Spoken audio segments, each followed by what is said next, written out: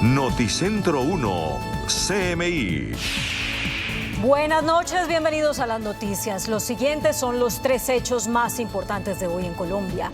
La Policía Nacional anunció un plan extraordinario para garantizar la seguridad en todo el país durante el segundo semestre del año.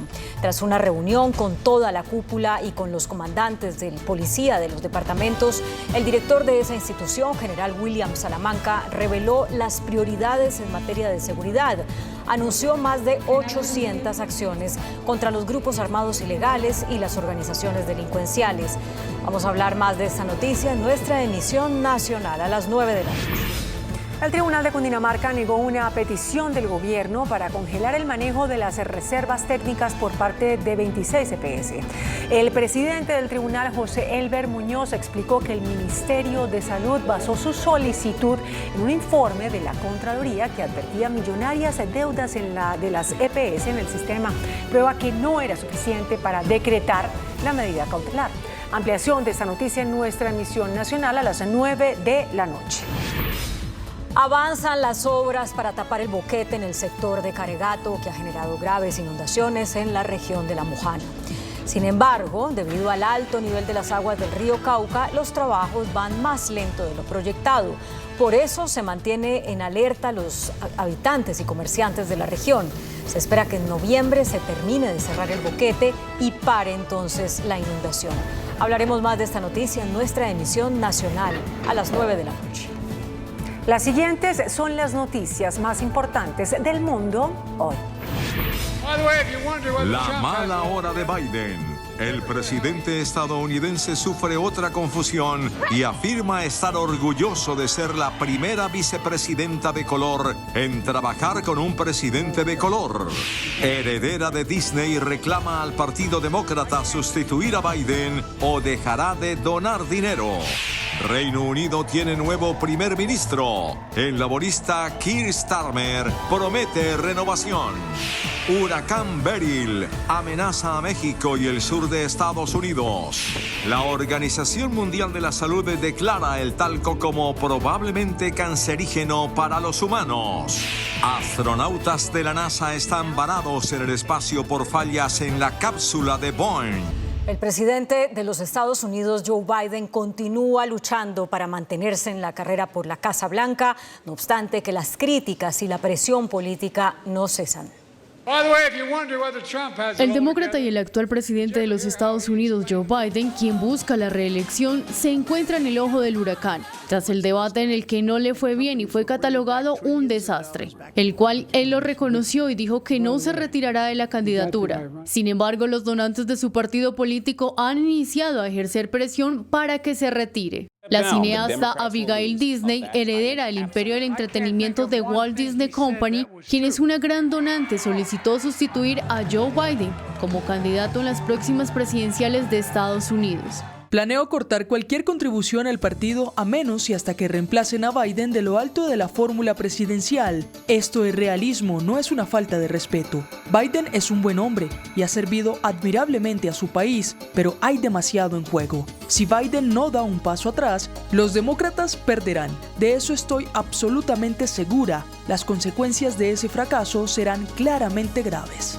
Y es que son seguidos sus errores ante el público. En una entrevista, accidentalmente dijo que es la primera mujer negra en ocupar el cargo de vicepresidente.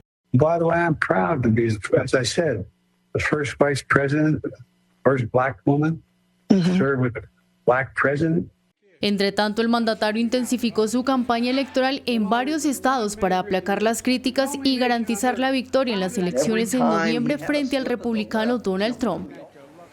En Londres, el líder laborista Keir Starmer recibió el encargo del rey Carlos III de formar gobierno como nuevo primer ministro de Reino Unido. En su primer discurso, Starmer prometió reconstruir la nación. Oficialmente comenzó la era de Keir Starmer como primer ministro del Reino Unido. El líder del Partido Laborista llegó al 10 del Downing Street luego de la aplastante victoria de su partido en las elecciones generales del 4 de julio. Durante su primer discurso como primer ministro, Starmer prometió que el trabajo por lograr un cambio en el país comienza desde hoy mismo. But whether you voted Labour or not, in fact, especially if you did not, I say to you directly, my government will serve you. Politics can be a force for good. We will show that. We've changed the Labour Party, returned it to service, and that is how we will govern. Country first, party second. Esto sucedió luego de que el líder laborista recibiera el encargo del rey Carlos III de formar gobierno como nuevo primer ministro del Reino Unido tras mantener una audiencia con el soberano en el Palacio de Buckingham. Previamente, el primer ministro saliente Rishi Sunak hizo su última intervención en el cargo. To the country, I would like to say first and foremost, I am sorry. I have given this job my all, but you have sent a clear signal that the government of the United Kingdom must change, and yours is the only judgment that matters. I have heard your anger, your disappointment, and I take responsibility for this loss. Según los resultados provisionales de las elecciones generales, en total los laboristas ocupan 402 escaños, cerca de 211 puestos más que en las elecciones del año 2019, mientras que los conservadores tendrían 121 escaños, perdiendo así casi 150 puestos.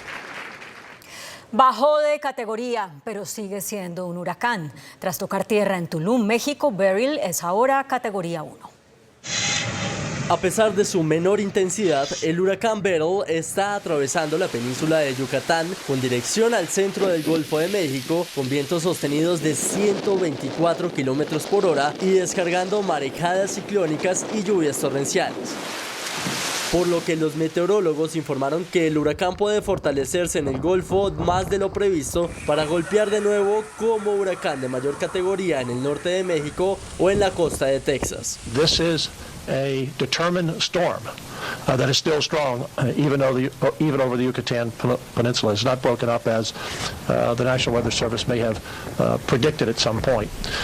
So as we saw the track move our way, and right now the cone goes all the way almost up to the Texas-Louisiana border, everyone along the coast should be paying attention to. Este es el huracán más temprano en una temporada en alcanzar categoría 5 y ha dejado al menos 11 muertos a su paso por Jamaica y otras islas del Caribe. El Departamento de Trabajo de los Estados Unidos anunció que durante junio pasado el país creó 206,000 nuevos puestos laborales, mientras el nivel de desempleo aumentó ligeramente al 4,1%. Un nuevo informe de la Oficina de Estadísticas Laborales de Estados Unidos comunicó que la tasa de desempleo en el país subió 0,1 en junio y se situó en el 4,1%, mientras que en el mismo periodo se crearon 206,000 empleos netos, 12,000 menos que en mayo, pero una cifra que todavía es muy sólida en un momento en el que la Reserva Federal de Estados Unidos analiza de cerca estos datos para ver cuándo comienza a bajar los tipos de interés. El informe se produce tras la desaceleración de la actividad en los sectores manufacturero y de servicios, junto con una reducción de la inflación. Si bien aún queda camino por recorrer, estos indicadores podrían dar al Banco Central estadounidense más confianza para avanzar hacia recortes de tasas de interés después de mantenerlas en un nivel alto durante los últimos meses. 2 astronautas de la NASA están varados en el espacio por las múltiples fallas en la cápsula que los transportaba. La misión con los astronautas Butch Wilmore y Suni Williams, que debía culminar en 8 días, se ha alargado ya por más de 21 días. Los científicos llegaron a la Estación Espacial Internacional el día 6 de junio. Se esperaba que esa misión, conocida como prueba de vuelo con tripulación, durara solo unos 10 días, pero se ha extendido varias veces hasta el día de hoy, mientras la NASA y Boeing investigan las fugas de helio y los problemas con los propulsores que han surgido en el Starliner. Actualmente no hay una fecha de salida prevista para la misión y concretamente mientras los días en el espacio siguen pasando, todo parece indicar que estos 2 astronautas están a la espera de que una cápsula Crew Dragon de SpaceX los rescate y los devuelva a la Tierra. La Organización Mundial de la Salud declaró el talco, un mineral natural utilizado en cosmética y polvos corporales, como probablemente cancerígeno. El talco, uno de los productos que es utilizado ampliamente en cosméticos, productos para bebés y para higiene personal, fue catalogado por la Agencia Internacional para la Investigación del Cáncer, dependiente de la Organización Mundial de la Salud, como probablemente cancerígeno para los humanos. Según el análisis realizado por 29 expertos internacionales de la agencia, numerosos estudios apuntan a un incremento de los casos de cáncer en ovario, cuando el talco es usado en la región perineal. Según científicos, este producto cuenta con el segundo nivel más alto de probabilidades que cause un tumor maligno. El Vaticano excomulgó por cisma al arzobispo Carlo María Vigano, uno de los críticos más duros del Papa Francisco. La Congregación Vaticana para la Doctrina de la Fe, por medio de un comunicado, anunció la excomunión del arzobispo italiano Carlo María Vigano, acusado de cisma, es decir, división de la Iglesia, por sus continuos ataques al Papa Francisco y por no reconocer su autoridad. Vigano ha calificado a Francisco de herético, tirano y siervo de Satanás. Además, ha puesto en duda su elección y le ha atacado abiertamente tras la publicación del documento Fiducia Supplicans, que permite la bendición de parejas homosexuales. Por todo esto, la Santa Sede le ha acusado de cisma por sus afirmaciones públicas de las que resulta una negación de los elementos necesarios para mantener la comunión en la Iglesia Católica. Un tornado arrasó la provincia oriental china de Shandong, dejando un muerto y 79 heridos. En video quedó registrado el impactante momento en el que el tornado arrasó con techos, carteles y árboles.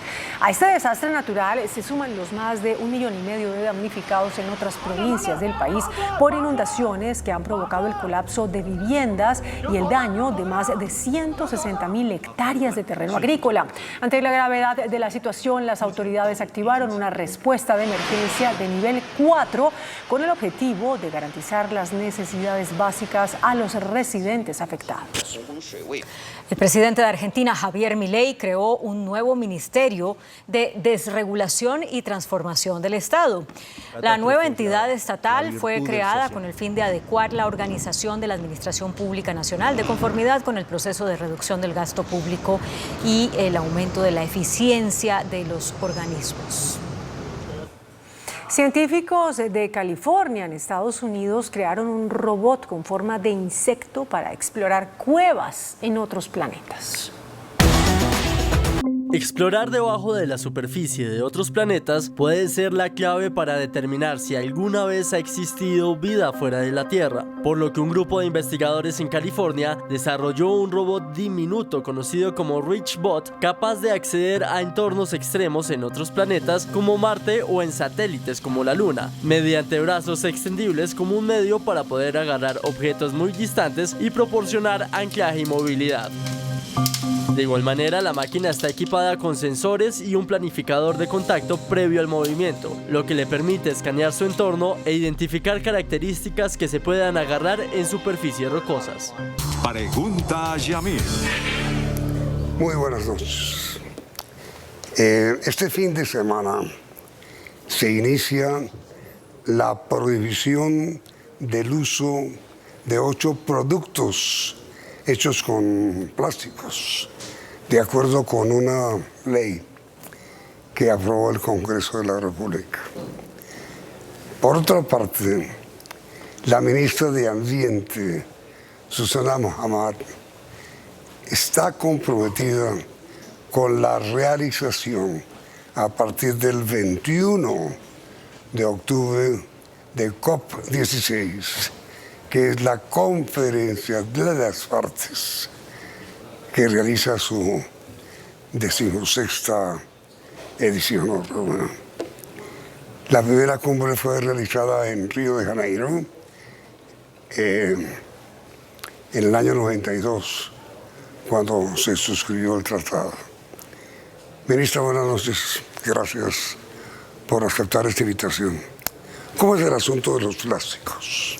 Bueno, la ley que hace 2 años entró en vigencia nos daba 2 años para avanzar y esos 2 años se cumplen el 7 de julio, donde salen 8 productos de plástico de un solo uso, productos que usamos y botamos. Por ejemplo, los pitillos, plásticos, las bolsas que recubren periódicos y revistas, las bolsas en los supermercados para las compras, los mezcladores que estamos utilizando para bebidas calientes. Entonces, entre estos productos... Eso desaparece. Sí, la idea es que ya no se pueden poner en el mercado y si se ponen, pueden cumplir dos condiciones. Una, que se hagan con materiales alternativos que se puedan degradar en condiciones ambientales, descomponer. Como por ejemplo. Por ejemplo, hay ahorita resinas hechas con colágeno, hay bolsas hechas con materia prima que viene del maíz. Son materiales que se pueden compostar, se pueden descomponer a temperatura ambiente. Por ejemplo, eso demora unas semanas en degradarse, mientras el plástico puede durar 500 años hasta que se degrade. ¡Qué barbaridad! Pero, ministra, ¿cómo es el tema de los pitillos? ¿Qué es lo que más se usa? Bueno, hay alternativas. Usted creo que igual que yo, de alguna forma, fuimos de la generación que vimos los pitillos de papel. Esos pitillos de papel están regresando. Entonces, no es que no se puedan usar pitillos, sino que salen del mercado los pitillos de plástico. Que no se usen pitillos de plástico. De plástico. Prohibidos. Sí, a menos, y esta sería la segunda excepción, que esos pitillos estuvieran hechos de plástico 100% reciclado.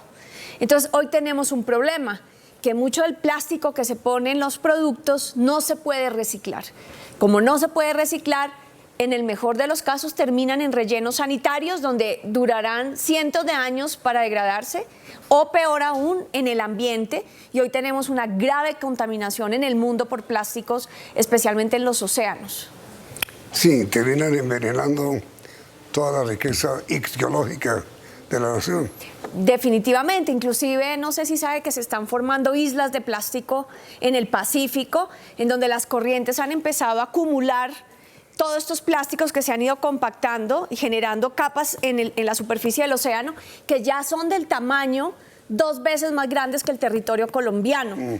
Ese es el impacto que estamos teniendo en esta contaminación. Pero ahora, señora ministra, sí hay en Colombia, en la sociedad, en la industria, una conducta que esté de acuerdo con esta prohibición. Está cambiando rápidamente.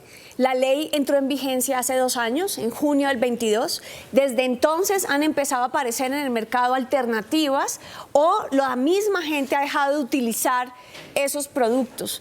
Y además, por ejemplo, el Ministerio de Ambiente, de los 4.000 negocios verdes que tiene registrados, encuentra 375 que están haciendo o bien reciclaje completo del plástico o alternativas de materiales para este tipo de usos. Entonces, además, firmamos un pacto por la eliminación de los plásticos de un solo uso, donde está incluida la industria que genera las resinas, los comercializadores, incluyendo las grandes superficies, y los industriales y recicladores de toda la cadena. Es, por lo tanto, un propósito de cerrar el ciclo para que en el 2030 todo el plástico que se consuma en Colombia sea de un ciclo cerrado reciclado y no vaya precisamente a los rellenos sanitarios o el ambiente. Ese es el objetivo de la ley y esta es la primera medida que ya entra en funcionamiento después de que ratificó el Congreso. Pero a ver, señora ministra, ¿hay alguna acción punitiva si no cumple la industria con la prohibición? Sí, en efecto. La Agencia Nacional de Licencias Ambientales se convierte en la autoridad ambiental que le hará seguimiento al proceso. ¿Cómo se lo va a hacer? Las empresas que generan las resinas y las comercializadoras tienen que presentar su plan de gestión del plástico a la Agencia Nacional de Licencias Ambientales. Ahí se establecen metas anuales en donde tienen que incorporar en la cadena del plástico reciclado y la Agencia Nacional de Licencias Ambientales hará el seguimiento que eso se cumpla. Por otra parte, los recicladores le reportarán a la Agencia Nacional de Licencias Ambientales la cantidad de plástico que le entregan a las procesadoras de plástico o a la industria para que la ANLA mire si esto que está reportando los recicladores y lo que reporta la industria cierra el ciclo de las cadenas de plástico. Y se busca también fomentar desde el Ministerio de Ambiente negocios alternativos que vengan con nuevos materiales. Si las industrias no cumplen, entran en el régimen sancionatorio ambiental de la ley 1333, que es el proceso sancionatorio ambiental. ¿Y qué va a pasar, señora ministra, con las fábricas que hoy hay en Colombia elaborando plásticos? Pues ellos tienen que empezar a incorporar porcentajes de plástico reciclado para que las resinas puedan volverse a ingresar al proceso industrial. El problema que tenemos hoy es que mucho del plástico no se puede reciclar, o inclusive hacemos cosas como poner etiquetas que luego hace imposible que se pueda separar la etiqueta del recipiente y no se pueda reciclar. Todo eso es lo que viene de aquí al 2030 para ir haciendo esta transición hacia un ciclo cerrado del plástico, bajar el consumo, bajar la producción, usarla donde la necesitamos y crear todo un segmento alternativo de materiales para que dejemos de contaminar tanto con plástico. Señora ministra, ¿está previsto o no previsto, sino está organizado cómo se va a reemplazar el plástico? Claro, tiene esas dos alternativas. La primera, empezar a trabajar el reciclaje de plástico. Entonces, es un asunto industrial. Es un asunto industrial del consumidor en la separación y de los recicladores de oficio también, entonces es una cadena. Pero por otro lado, es el consumidor, los ciudadanos y ciudadanas que cambien sus hábitos de consumo. A nosotros nos están acostumbrando a hábitos de consumo totalmente contaminantes. No tiene ningún sentido que usted necesite un palito para revolver el azúcar en el café y luego va para la basura, y si eso lo hacen todos los días millones de personas, pues eso no es ni necesario ni útil. Se puede o reemplazar un palito de madera, por ejemplo, o se puede simplemente utilizar una cucharita como hacían antes, ¿no? Etcétera. Hay muchos hábitos que tenemos que empezar a ver, que son hábitos que generan residuos que podemos cambiar. Y por otro lado, hay un segmento de emprendedores, de emprendimientos que hay que potenciar, que están generando nuevos materiales y que además pueden ser cadenas productivas muy fructíferas en empleo, porque puede ser un proceso de reactivación del agro alrededor de esos nuevos materiales, el fique, el maíz como insumo para generar materiales. Ayer hablábamos con un empresario que está trabajando un material con colágeno, con el que se puede generar todos estos mismos productos, pero ese material se disuelve con el agua. Entonces hay un montón de innovación que nos va a permitir volver a hacer cierre de ciclos ecológicos y que va a permitir lo que estamos haciendo de llamado a la COP16, que es hacer paz con la naturaleza.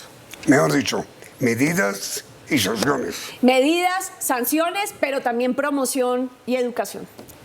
Hablemos del COP, que quiere decir conferencia en la P es partes. Así es. 16. Bueno. En un momento. A ver, señora ministra, ¿cómo va la preparación de la realización en la ciudad de Cali del COP 16, conferencia de las partes? Trabajo a fondo, logístico, organizacional, de agenda, de diplomacia mundial, que estamos emprendiendo. Esperamos lanzar la agenda oficial de la COP16 entre el 16 y 17 de julio de este año. ¿Cuántas naciones prevé usted que vengan?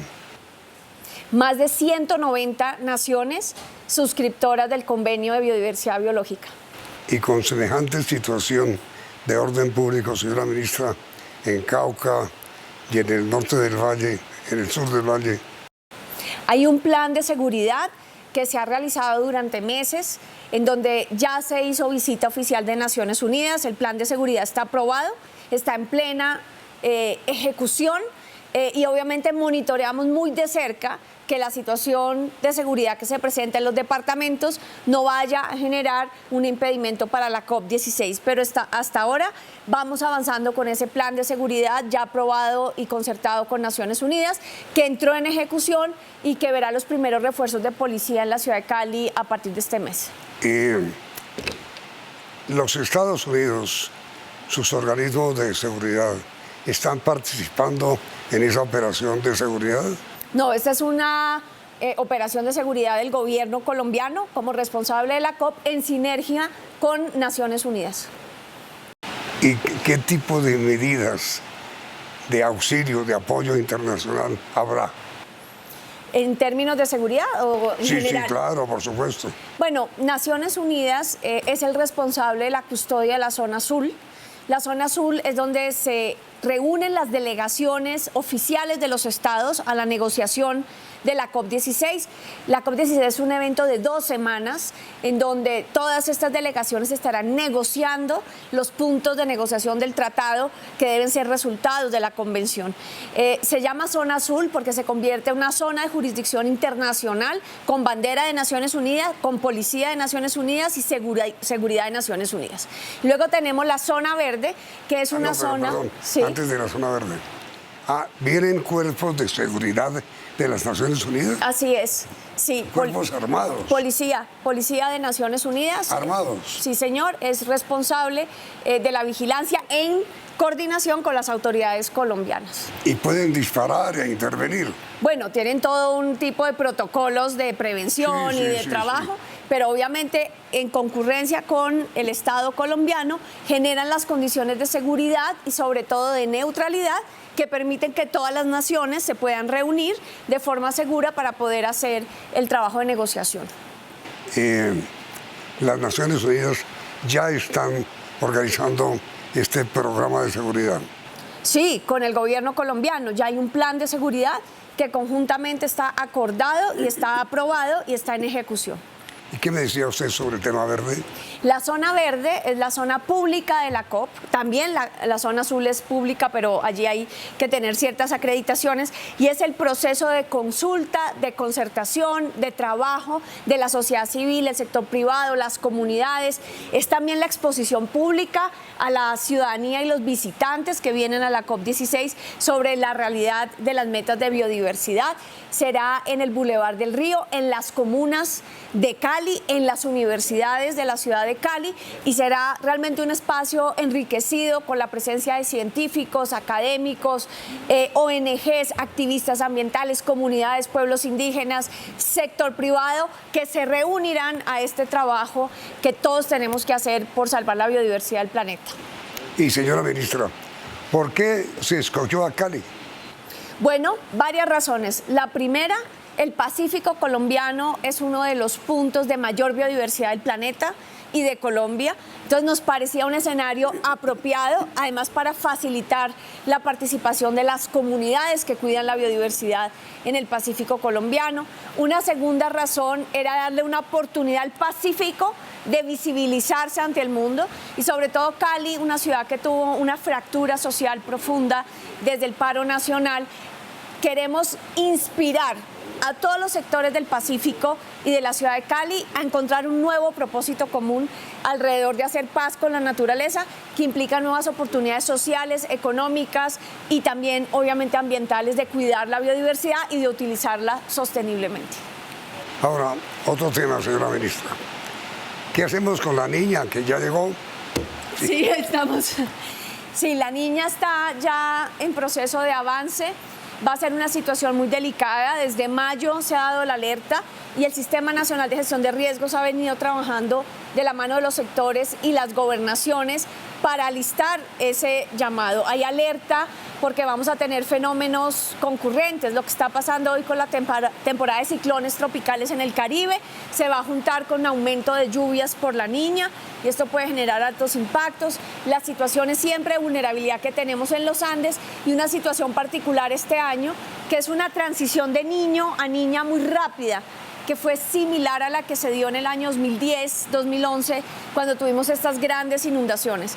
Se prevé que la niña sea una niña moderada, débil a moderada, pero las condiciones de los territorios están muy vulnerables por lo que dejó el niño y nos puede generar, por lo tanto, impactos importantes a los cuales el IDEAM está generando las alertas tempranas 3 veces al día y trabajando con las autoridades del Sistema de Gestión de Riesgo para avanzar en las medidas de respuesta y en donde sea posible de prevención.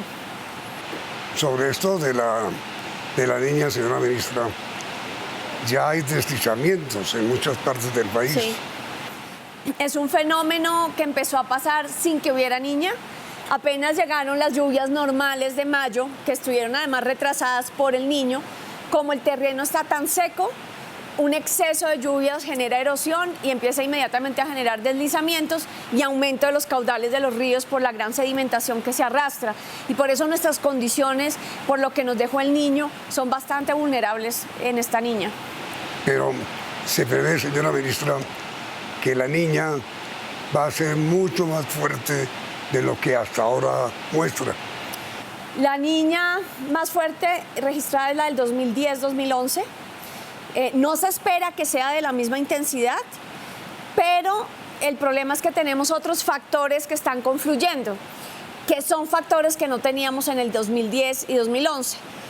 Por efectos del cambio climático, tenemos hoy el océano Atlántico con una temperatura por encima de lo normal durante los últimos 12 meses, algo que no se había registrado históricamente antes, y por lo tanto se espera una temporada de huracanes y ciclones y tormentas tropicales muy fuerte, que puede, sobre todo en este mes de agosto, septiembre, confluir con la niña, un exceso de lluvias, y magnificar los efectos de la niña.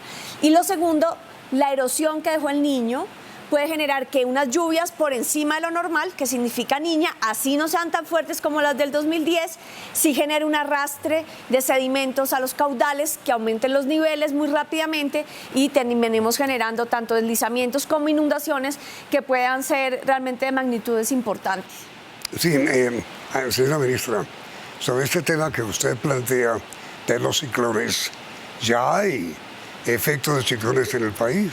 Sí, Yamid, y algo que realmente no se había registrado nunca, es que apenas estamos empezando la temporada y ya vimos un ciclón de magnitud 5 que se formó en el Caribe, que si bien no pasó tan cerca de nuestras costas y ya no está teniendo impacto, esto no se veía tan temprano. Normalmente estos ciclones se formaban hacia septiembre, octubre. ¿Qué implica esto? Que si apenas estamos empezando la temporada y ya se están formando este tipo de tormentas y ciclones, de verdad nos espera una temporada fuerte, y por la situación de calentamiento global hay una mayor probabilidad que los impactos se sientan más al sur, o sea, que sean más cercanos a la costa colombiana.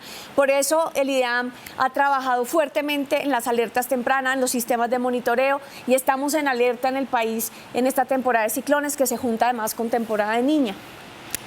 Mejor dicho, señora ministra, ¿hay el riesgo de que con esta temporada de ciclones que viene, porque hasta ahora viene, está empezando, golpeen el territorio colombiano?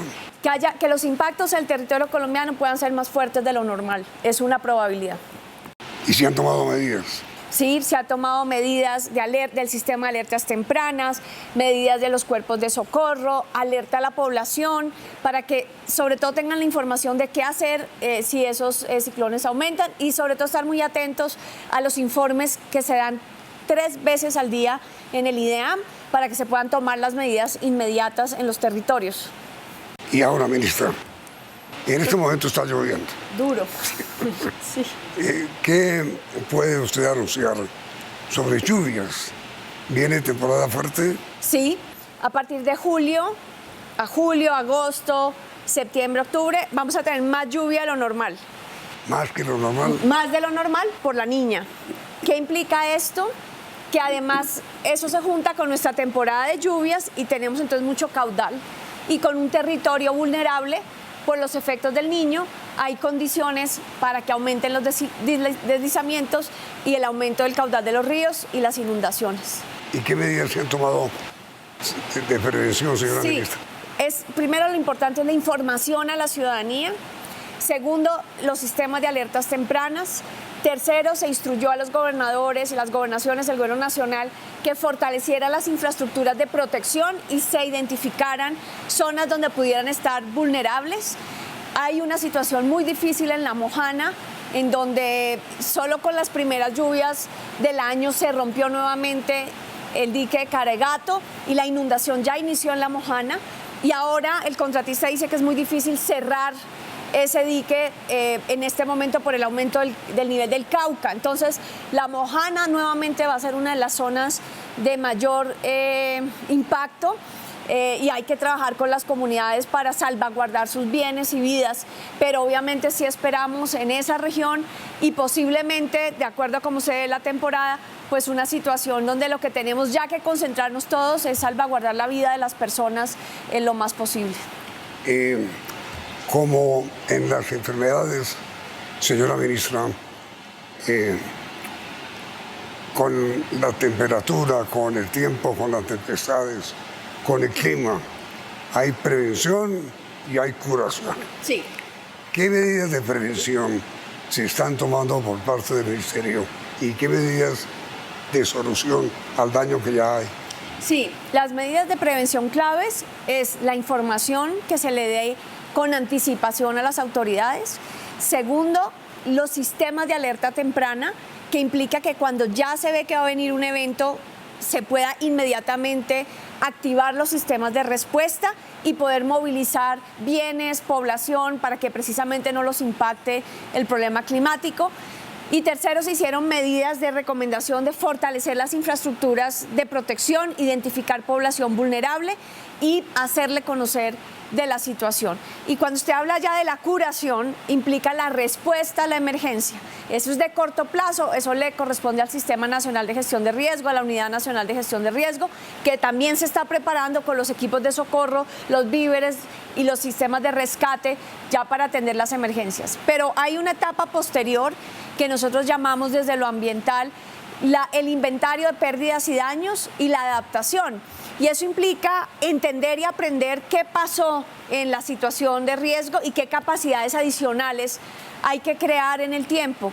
El ordenamiento territorial sigue siendo una deuda del país. Hay mucha población que está hoy asentada en zonas de riesgo y necesitan o ser reubicadas o generar medidas de mitigación muy fuertes y sobre todo la posibilidad de tener estos sistemas comunitarios de gestión del riesgo que se han venido trabajando con el Fondo de Adaptación, el Sistema Nacional Ambiental, para que la misma comunidad pueda ser una veedora. Ahorita en el tema de los incendios generamos brigadas comunitarias para ser primeros respondientes, pero también para generar las campañas de prevención que no generen las condiciones de riesgo.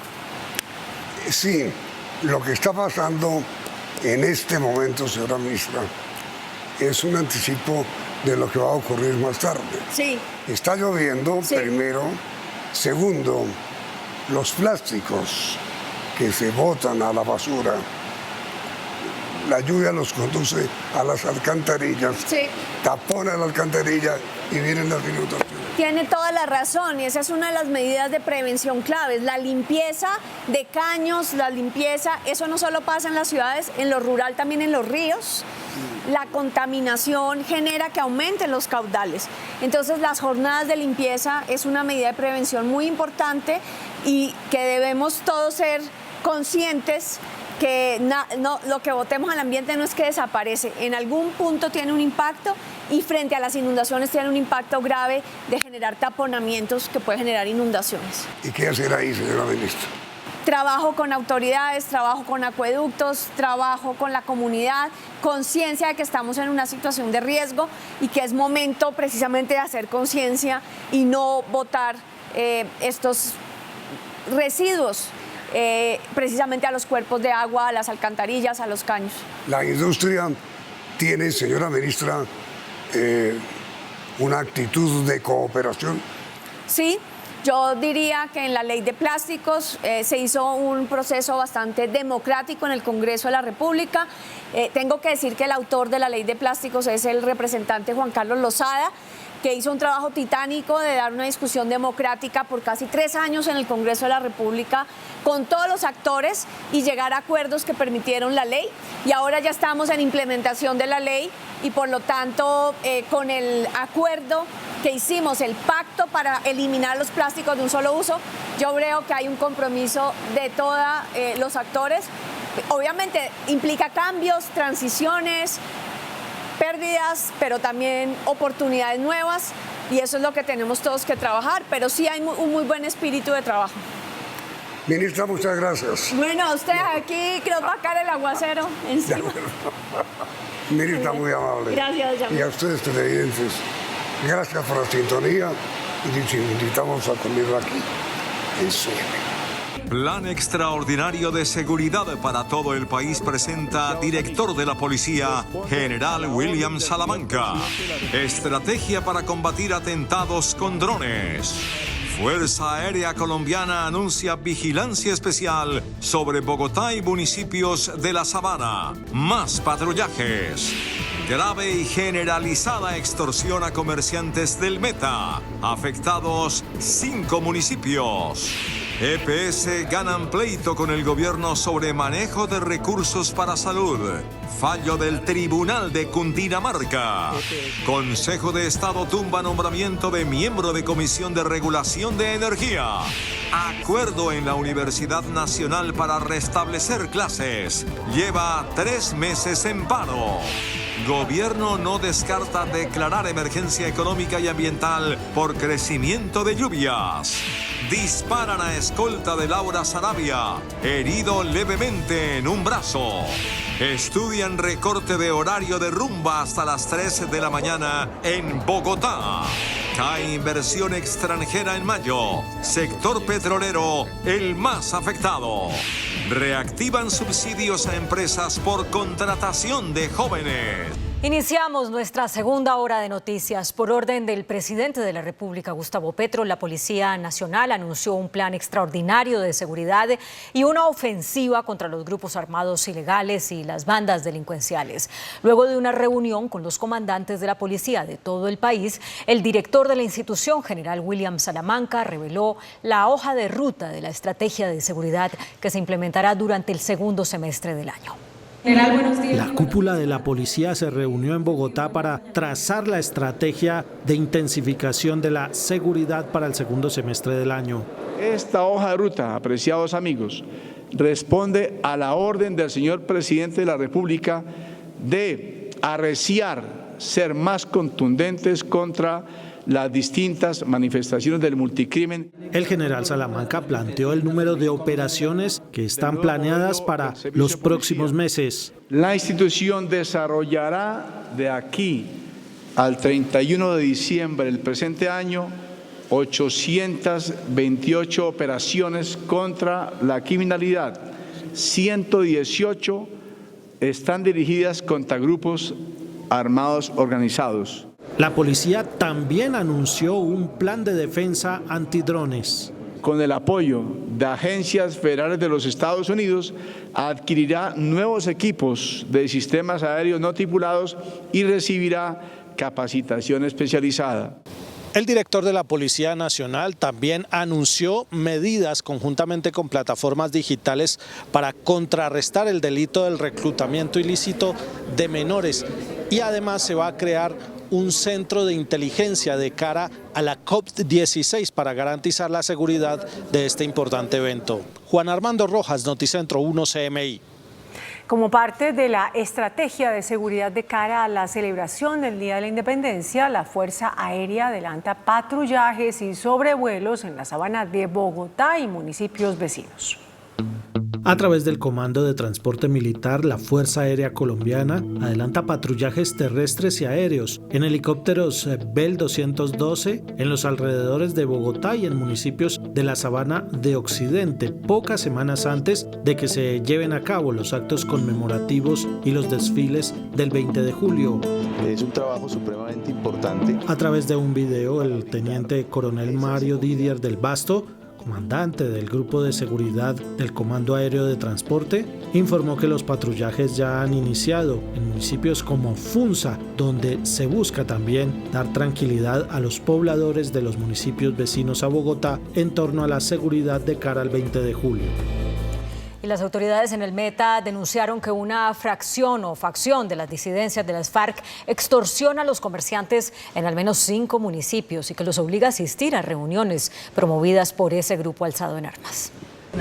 Las autoridades del departamento del Meta están preocupadas por las continuas amenazas de las disidencias de las FARC que han obligado al cierre de todo el comercio en 5 municipios del sur del departamento y a la citación forzada a reunirse con sus mandos. Pues quien está firmando los panfletos curiosamente es alias Calarca, la persona con que hemos estado en 2 mesas de diálogo. Esta situación ha obligado a los operadores turísticos de la región a cerrar sus negocios generando pérdidas millonarias. Es muy complicado que por un lado estemos hablando de un plan de desarrollo para la paz en el departamento departamento del Meta, pero que de otro lado ellos mismos están obligando al comercio, que después de tanto tiempo se está volcando hacia el turismo, hacia nuevas, digamos, formas de economías distintas a las economías ilícitas.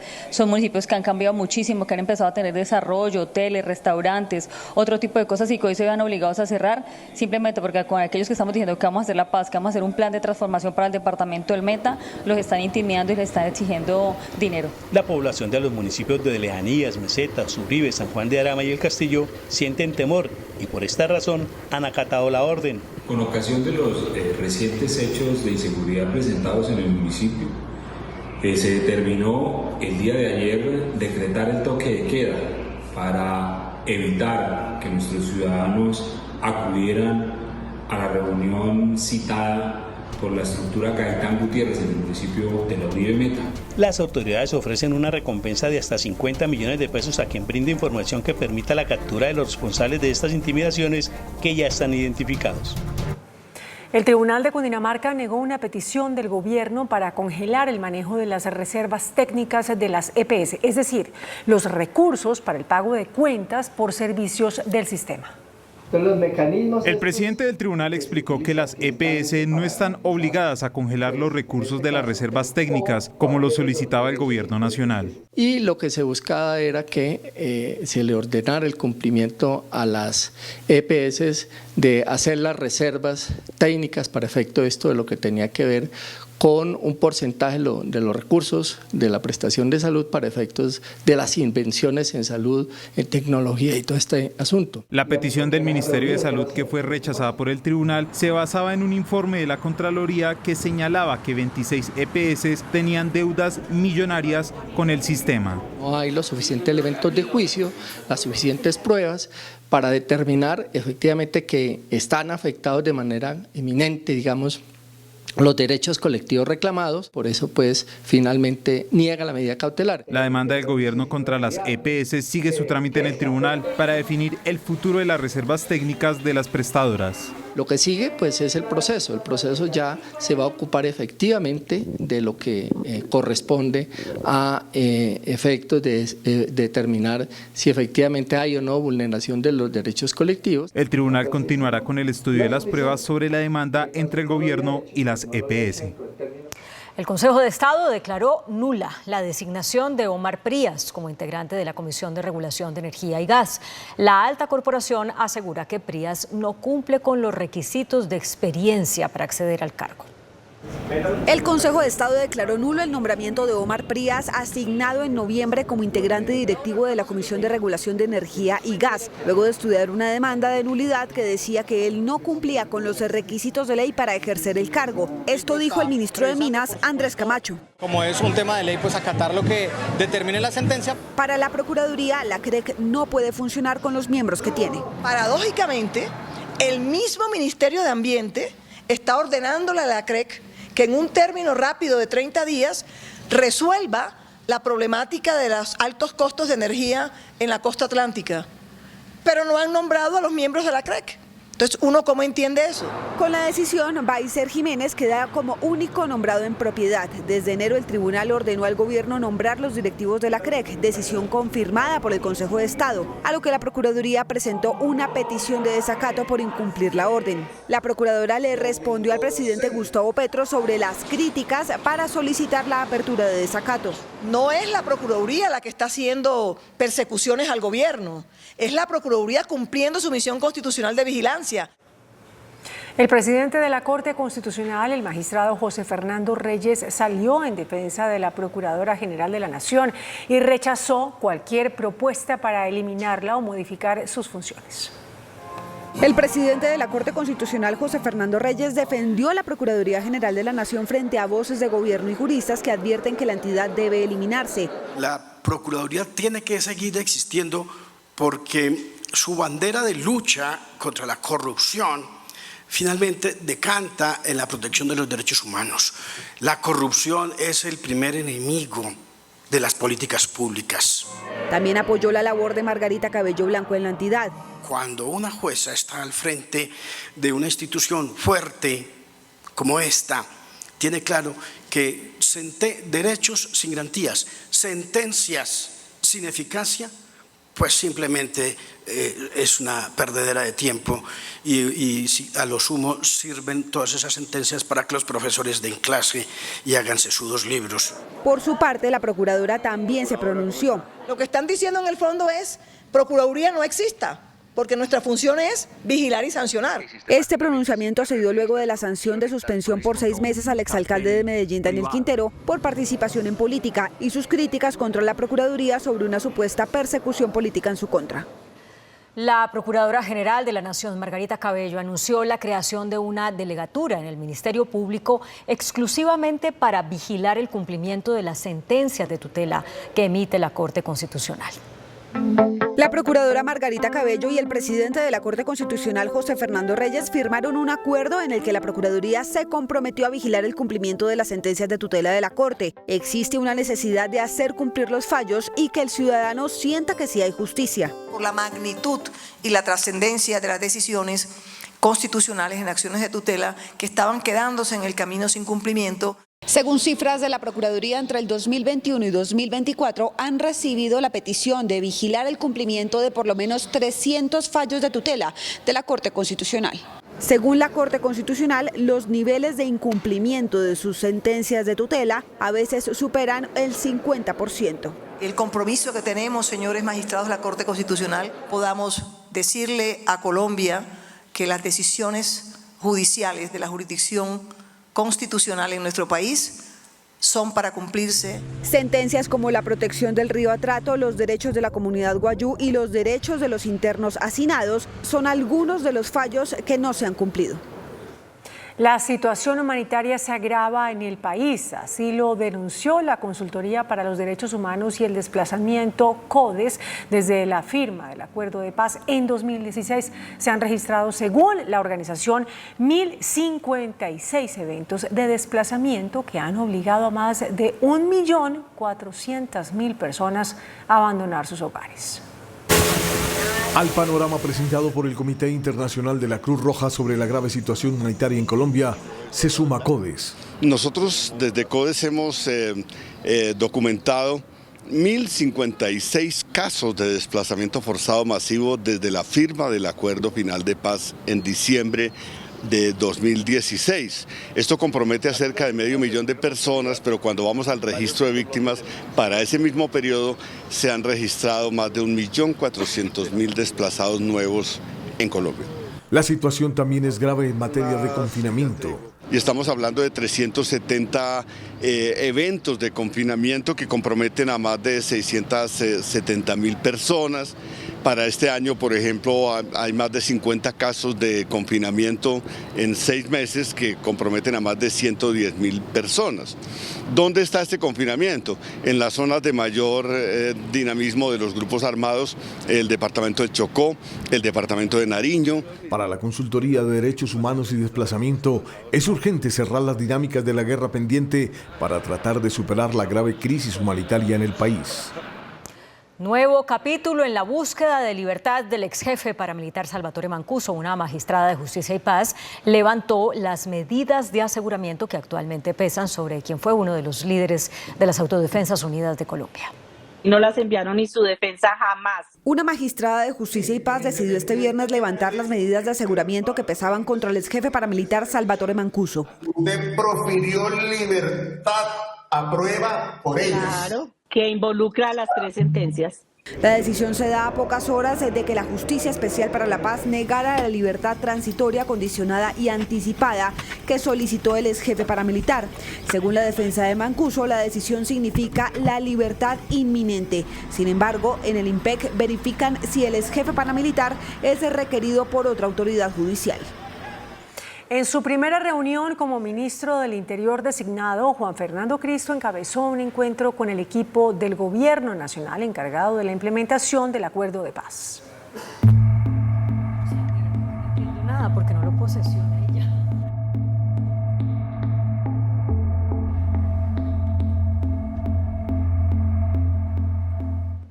El presidente Gustavo Petro hizo un llamado a los integrantes del Clan del Golfo para dejar de lado la violencia y someterse a la paz total. El jefe de Estado reiteró el llamado donde invitó a los integrantes del Clan del Golfo a dejar las armas y el narcotráfico a un lado. Le propongo al Clan del Golfo el abandono total de las economías ilícitas y el despegue de la agroindustrialización del Caribe. El presidente reiteró que llegó la hora de la paz y no la viveza, refiriéndose al fallido intento de paz con los grupos como el Estado Mayor Central de las FARC. El presidente aseguró que su orden para las fuerzas militares es el mayor respeto por los derechos humanos y el respeto a la ciudadanía.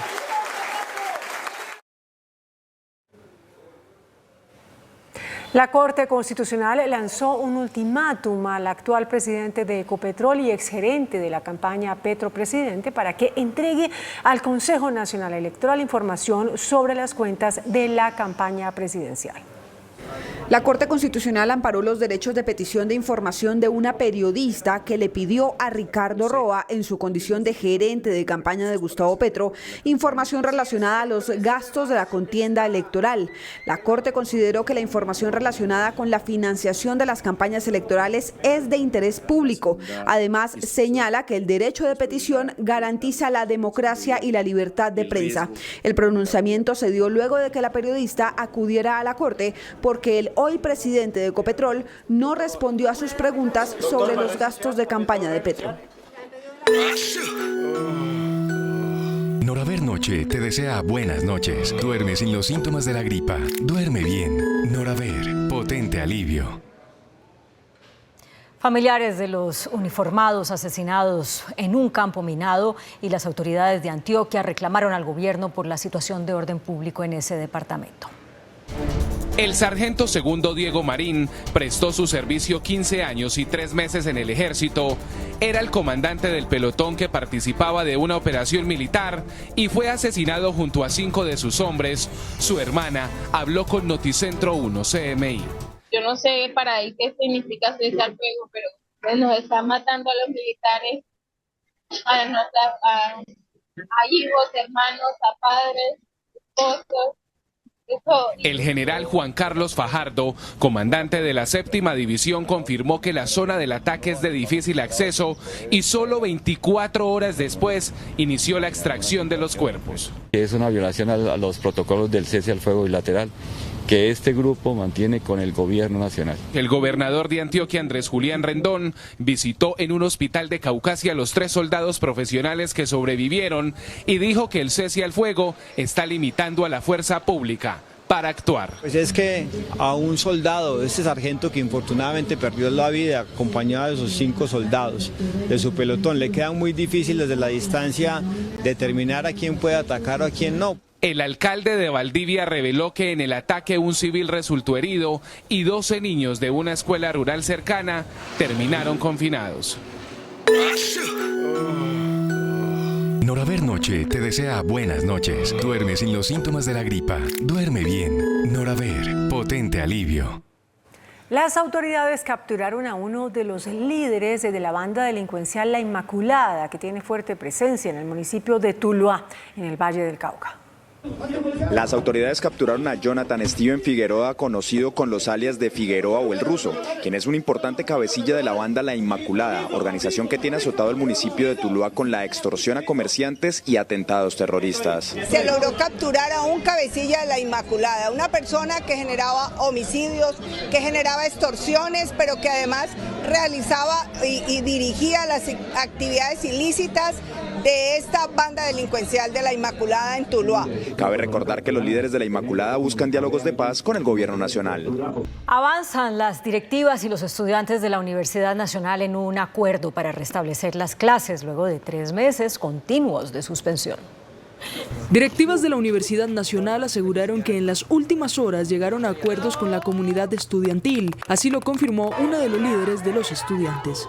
Para ser aplicados en la sede de Bogotá y que puedan estar condensados en el Plan de Acción 2025-2027. También se crearon unos insumos de lo que sería el próximo escenario de la Mesa Nacional. El lunes se definirá si se levanta o no el paro que se desarrolla desde hace 3 meses. Es muy importante recordar que el paro estudiantil todavía sigue y que los resultados de esta mesa de diálogo van a ser socializados, discutidos y posiblemente refrendados en la próxima asamblea de sede de Bogotá el lunes a las 2 de la tarde, donde ahí se definirá el futuro del paro estudiantil y si acogemos el llamado de volver o no volver a clases el próximo 22 de julio. Según los estudiantes, también se habló de espacios participativos para la constituyente universitaria. La ministra de Ambiente, Susana Muhammad, aseguró que no se descarta una declaratoria de emergencia económica y ambiental por la temporada de ciclones y el fenómeno de la Niña que se avecina. Ya eso va a ser una realidad que realmente ya genera la situación en la que vivimos hoy, que es la emergencia climática, de un evento a otro. La ministra de Ambiente se refiere a las fuertes afectaciones que traerá el fenómeno de la Niña, que podría cruzarse con la temporada de ciclones y segunda temporada de lluvias en el país, lo que los podría llevar a declarar una emergencia económica y ambiental.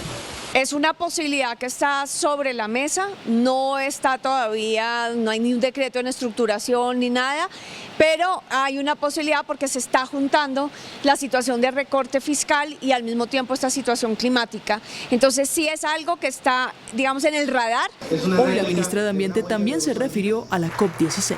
Estamos en el proceso de contratación de lo clave para tener COP16, hay un trabajo contra el reloj arduo, pero también buscando la mayor transparencia y el manejo adecuado de recursos. En Puerto Wilches y Barranca Bermeja las lluvias provocaron varias emergencias en viviendas y en colegios. Preocupados así se encuentran los habitantes del corregimiento de Puente Sogamoso en el municipio de Puerto Wilches, ya que las lluvias de las últimas horas entraron a sus viviendas, causaron daños materiales y cerca de 200 familias resultaron damnificadas. Tenemos la posibilidad de apoyar a estas comunidades con ayudas humanitarias de tipo alimentario y no alimentario y en algunos casos otros elementos que les permiten a ellos superar este episodio por algún evento natural que los afecte. En Barranca Bermeja las mesas escolares quedaron rodeadas por las aguas. Las clases fueron suspendidas en las diferentes instituciones oficiales educativas. Por lo pronto, la Oficina de Gestión del Riesgo ya se encuentra revisando los distintos puntos críticos que generan riesgo para los barranqueños en esta temporada invernal. Y los trabajos para taponar el boquete en Caregato y que inunda la región de La Mojana no avanzan a la velocidad esperada debido al aumento en el nivel de las aguas del río Cauca. Mientras el chorro de Caregato sigue inundando cada día a los municipios de la región de La Mojana, los habitantes del corregimiento de La Sierpe en Majagual, Sucre, viven una pesadilla a punto de cumplir 4 años. Bueno, le digo que nosotros queremos que nos tape ese Caregato, porque nosotros somos echados para adelante, nosotros queremos cultivar, queremos sembrar, queremos todos los animales, porque nos vamos a perder animales aquí y no hemos podido trabajar.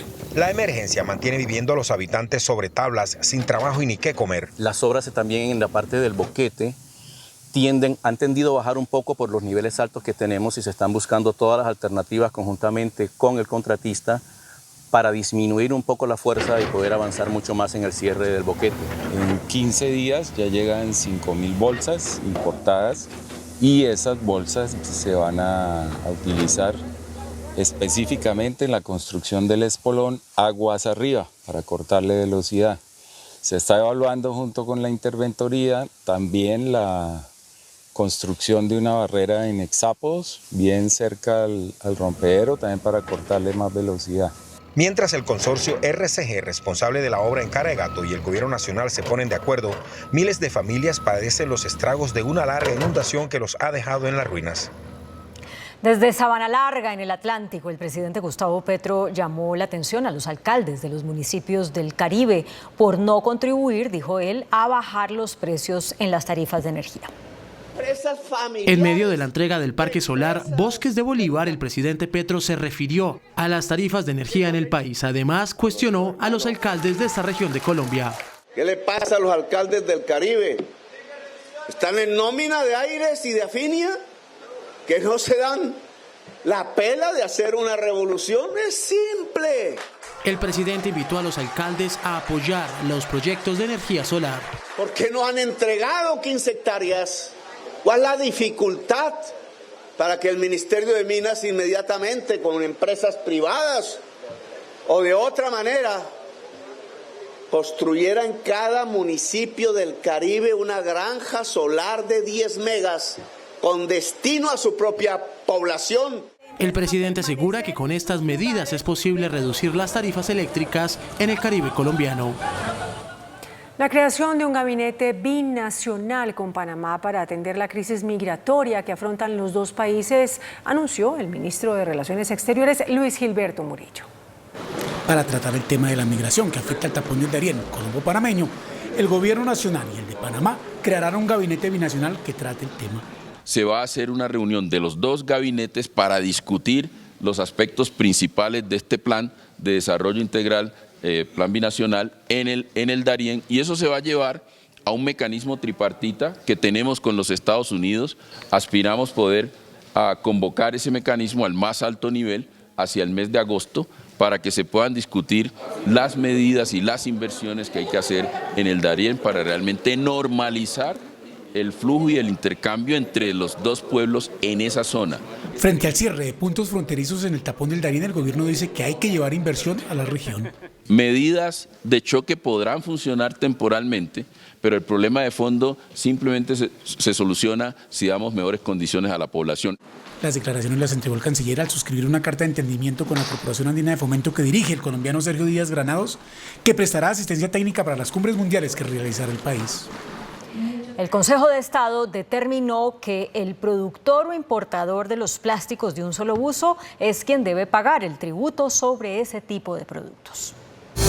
El Consejo de Estado determinó que el responsable de pagar el impuesto es el productor de las bolsas utilizadas para envasar, embalar o empacar y no el que produce los artículos que se empacan dentro de esas bolsas. La decisión se dio al estudiar una demanda en contra de 3 conceptos de la Dirección de Impuestos y Aduanas Nacionales. Esta decisión establece que el impuesto solo puede estar a cargo del productor o importador que fabrique, ensamble, remanufacture o importe envases, embalajes o empaques de plástico de un solo uso, no el productor o importador. La decisión se conoce a pocos días de que entre en vigencia la ley que busca eliminar 7 productos plásticos de un solo uso, como las bolsas para empacar periódicos, los pitillos, mezcladores y los copos de algodón.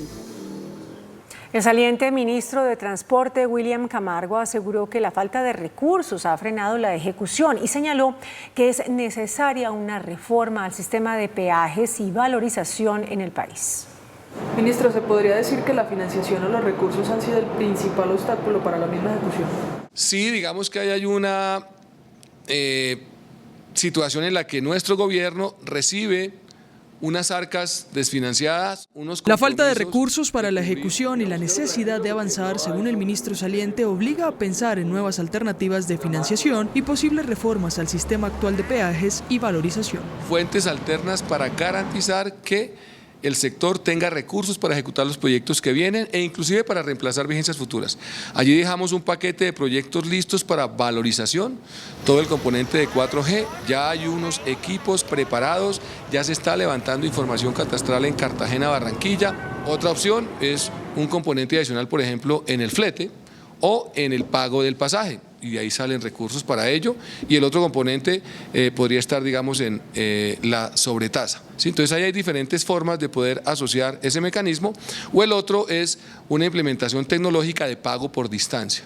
Hay un equipo consultor que tiene una serie de recomendaciones que deberá estar entregando resultados en los próximos 2 o 3 meses, que obviamente van a ir a discusión con Hacienda, con Presidente. Aseguró Camargo que en vías férreas se avanzó en la firma de proyectos y en caminos comunales o vecinales se adelantaron más de 300 en su periodo. El alcalde de Bogotá, Carlos Fernando Galán, reveló que el gobierno no ha desembolsado al distrito los recursos para la operación de Transmilenio, lo que podría ocasionar un aumento en el valor del pasaje. En este momento el déficit del Fondo de Estabilización Tarifaria de Transmilenio es superior a los 3 billones de pesos. Por ello, el año pasado el gobierno había anunciado un salvavidas para los sistemas de transporte masivos de las principales ciudades. A Bogotá le corresponden 825.000 millones de pesos que, según el alcalde Galán, no han llegado al distrito. Lo que hemos visto hasta ahora es que todo indica que no tienen cómo entregarnos eso. Entonces, lo que presupuestó la administración anterior que íbamos a recibir no se ha cumplido, porque el gobierno nacional no nos ha podido dar esa plata. Esperando recibir esos recursos y haciéndole frente a la evasión, la alcaldía decidió no aumentar el valor de pasaje en Transmilenio. Sin embargo, hasta ahora solo se ha logrado reducir los colados. La evasión, calculada más o menos a la semana pasada, está alrededor del 14%, lo cual es una reducción comparado a lo que llegó a tener Bogotá en una evasión superior al 25%. Según el distrito, se puede llegar hasta final de año con el precio que actualmente tiene el pasaje. Sin embargo, la reunión de la próxima semana entre la alcaldía y el gobierno definirá si se aumenta o no la tarifa. Uno de los escoltas de la directora del Departamento Administrativo de la Presidencia, Laura Sarabia, recibió un impacto de bala en medio de un intento de atraco. Por medio de su cuenta de X, Laura Sarabia informó que uno de los integrantes de su esquema de seguridad fue víctima de un intento de robo. Recibió un impacto de bala con arma de fuego en uno de sus brazos. Estamos atentos al parte médico. Afortunadamente está fuera de peligro. Los hechos ocurrieron a las 5 de la mañana de este viernes en el occidente de Bogotá. El hombre caminaba como de costumbre en las calles de la localidad de Engativá para tomar transporte público, cuando 3 sujetos que se movilizaban en 2 motocicletas lo abordaron sin bajarse de los vehículos. El escolta rápidamente sacó su arma de fuego y la accionó contra los atracadores, que sin mediar reparo y mientras huían del lugar le dispararon en uno de sus brazos. La herida que recibió fue superficial y el hombre se encuentra en óptimas condiciones de salud. El alcalde de Bogotá, Carlos Fernando Galán, confirmó que el distrito estudia modificar el horario máximo permitido para la rumba en la ciudad. En medio de una rueda de prensa realizada este viernes, el alcalde de Bogotá confirmó que estudia unificar los horarios de la rumba en toda la ciudad y también con el municipio de Soacha. Actualmente, algunos sectores que cumplen con determinados compromisos en materia de seguridad tienen permitido el horario hasta las 5 de la mañana. Sin embargo, el aumento de las riñas a la salida de las fiestas hace que el distrito estudie los cambios. Nos preocupa mucho el tema de violencia entre los ciudadanos, de la violencia que tiene que ver por intolerancia. 32% de los homicidios ocurrieron en el primer semestre corresponden a intolerancia. Junto a gremios de bares y la policía de Bogotá se realiza el análisis que de manera preliminar haría que el horario de rumba en toda la ciudad fuera hasta las 3 de la mañana. Eso sí, la ciudad puede tener tranquilidad, que tenemos el compromiso en la administración de que tomamos la decisión que sirva más para todos. ¿Cuándo se presentará esa solución? ¿Cuándo será realidad? Todavía no está definida la fecha en la que la vamos a presentar. En las próximas semanas se anunciaría el cambio de los horarios. El presidente de los Estados Unidos, Joe Biden, tuvo una nueva confusión. Dijo que es la primera mujer negra en ocupar el cargo de vicepresidente. De otra parte, la Organización Mundial de la Salud declaró el talco como probablemente cancerígeno y astronautas se quedaron varados en el espacio. Las noticias del mundo en Noticentro 1 CMI. El mandatario estadounidense Joe Biden en una entrevista accidentalmente dijo que él es la primera mujer de color en ocupar el cargo de vicepresidente. By the way, I'm proud to be, as I said, the first vice president, first black woman to serve with a black president. La Agencia Internacional para la Investigación del Cáncer, dependiente de la Organización Mundial de la Salud, ha dictaminado que el talco, un mineral natural utilizado ampliamente en cosméticos, productos para bebés e higiene personal, es probablemente cancerígeno para los humanos. 2 astronautas están varados en la Estación Espacial Internacional luego de que su cápsula presentara fugas de helio y problemas con los propulsores. Sonny Williams y Butch Wilmore despegaron el 5 de junio en el primer vuelo tripulado Starliner de Boeing, que se esperaba que esa misión durara tan solo 10 días, pero se ha extendido varias veces hasta hoy. El Banco de la República reportó una nueva caída en la inversión extranjera directa al cierre de mayo. Ciesa presenta la cifra económica. ¿Buscas un aliado tecnológico para tu empresa? La solución es Ciesa. Somos líderes en software ERP con el que puedes integrar y gestionar tu empresa. Ciesa, juntos más simple. De acuerdo con la balanza cambiaria del Banco de la República, la inversión extranjera directa cayó al mes de mayo a $5.478 millones, una reducción de 5,5% frente a igual periodo del año anterior. Por sectores, la mayor disminución se presentó en los sectores de petróleo y minería, al ubicarse entre $1.722 millones, 21,1% menos. Tiene que ver con seguramente con un análisis que hacen los inversionistas frente al estado actual de competitividad que tiene el país frente a otros países. Por ejemplo, si yo me comparo con Guyana, que está absorbiendo una gran cantidad de inversión, o con Argentina, o con Brasil, o con México, pues nosotros no somos tan competitivos en algunos términos de inversión. El dirigente espera que las acciones del gobierno en materia de hidrocarburos incentiven la inversión de esta industria. Cómo destrabar, como tú lo mencionas, esos cuellos de botella, y que busque precisamente una mejor señal hacia el inversionista en términos de que el país es más competitivo hacia adelante. Por último, la inversión de portafolio registró cifras negativas. En Estados Unidos, la vicepresidenta Francia Márquez invitó a empresarios afroamericanos a invertir en Colombia y especialmente en las empresas de las comunidades minoritarias.